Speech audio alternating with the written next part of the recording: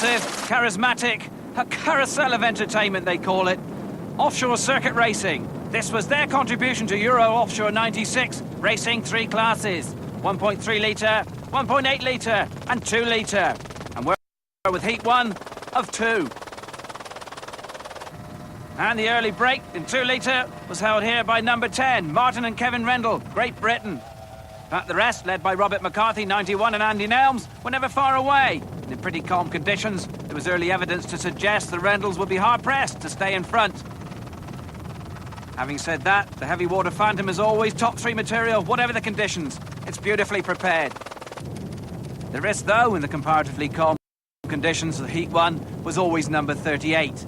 And Graham and Andy Gittins, also from Great Britain here, disposing of McCarthy's spirited resistance, were always going to provide just that.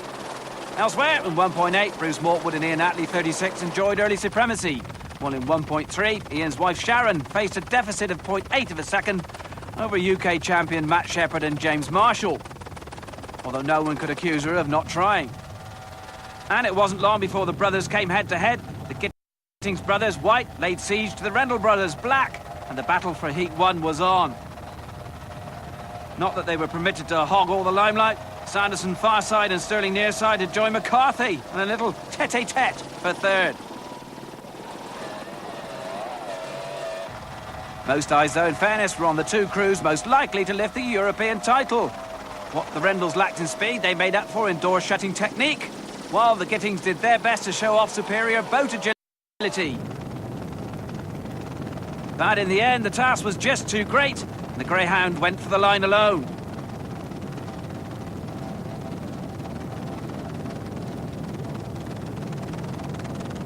Further afield, Mortwood and Attlee streaked home in 1.8, as did Shepherd in 1.3. Everything was nicely set for Heat 2. So, we'll take a break. Quiberon is followed by Foss Hill, the final encounter on this year's Jet Sport Tour, and how Kuwait has learnt to put the war behind and build for new and better things.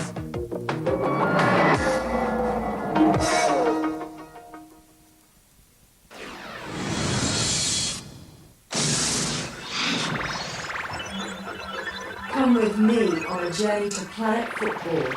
Date 8/12/1996. Channel Sky Sports 1.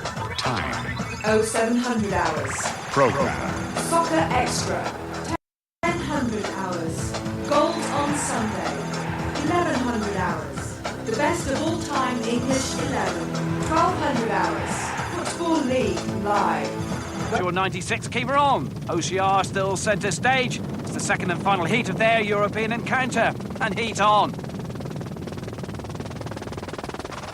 That's the leading pack, with McCarthy 91 ahead of Rendell 10 and Baker 50 together, with Anderson Sweden 4th.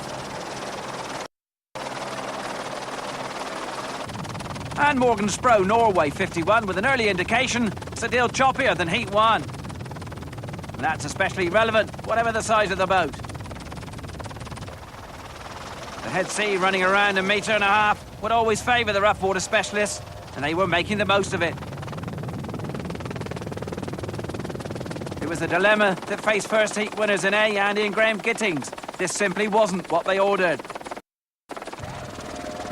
He was doing nicely here, though. You don't hear too much of Robert McCarthy in a season. Give him some of this and it's a different story. Same for Bob Baker and Kevin Hoare, the blue boat. Mixing it here with the Rendells after a disastrous first race.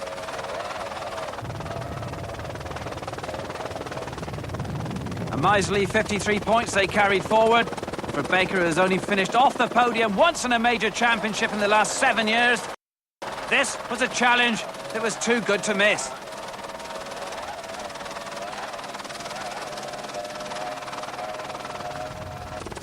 And behind Anderson, another crew with a preference for a bit of rough and tumble. Ian Sanderson and A.D. Dickinson, 5th in Heat 1, needing at least 3rd here for a bronze overall. And there is Anderson in the lively Tinter era. Doesn't win much in the way of races, but ranks aloft in crowd popularity.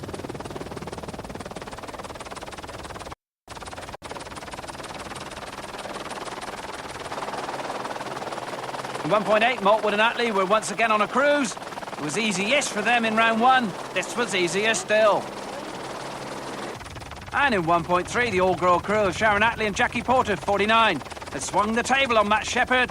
He was looking a touch sheepish in second.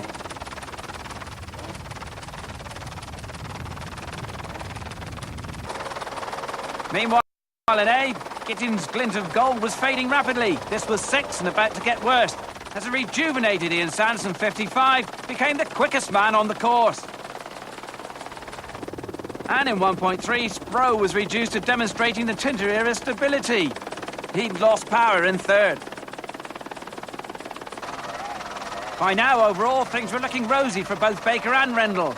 With Gittins a lowly 7th, Rendell looked good for gold, whilst Baker, in taking the lead, was a long way to rescuing his podium record. But he'd have to work for it. Martin Rendell was far too intent on a race victory to worry about titles.